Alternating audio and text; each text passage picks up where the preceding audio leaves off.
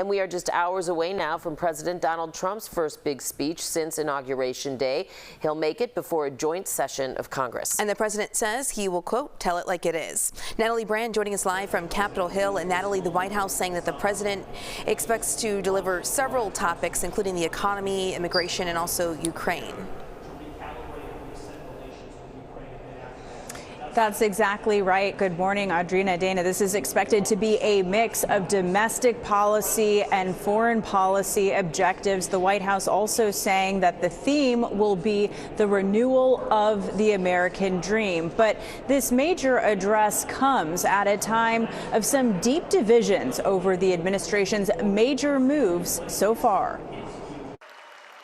Weeks into a whirlwind second term in office, President Trump will address Congress and the country with the economy in focus. It comes on the day 25% tariffs went in effect overnight on the nation's two biggest trading partners, Canada and Mexico. It's a very powerful weapon. U.S. stocks slid sharply Monday, with economists warning that the price of everything from food to lumber to new cars could go up. There is little doubt that consumers will feel the pain of this. Yesterday, the president teased he'll also discuss Ukraine, days after his Oval Office clash with Ukrainian President Volodymyr Zelensky. You don't have the cards.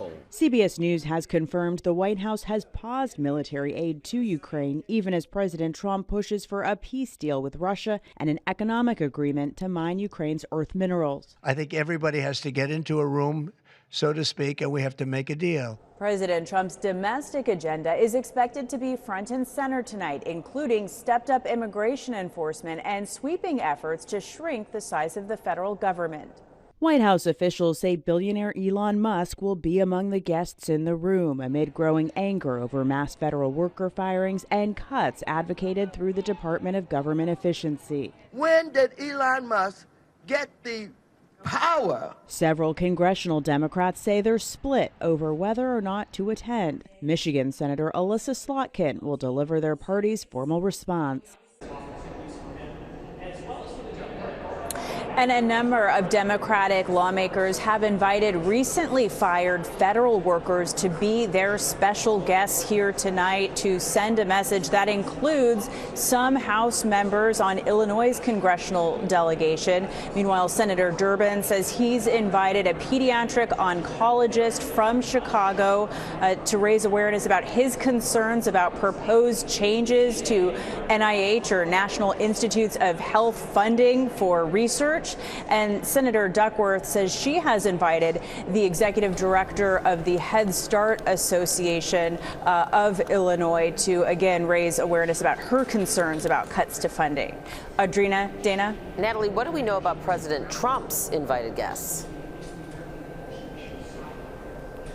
Yeah, so the White House has confirmed a number of these special guests held by or invited by the president tonight. Not all of them, but from what we understand so far, an auto worker from Detroit who had been fired blaming Biden administration policies, also a steel worker, to highlight, the president's economic messaging in this speech. We've also learned that Mark Fogel, that Pennsylvania school teacher who was recently released from a Russian prison, he was invited here tonight, as well as family members of Corey Comparatori.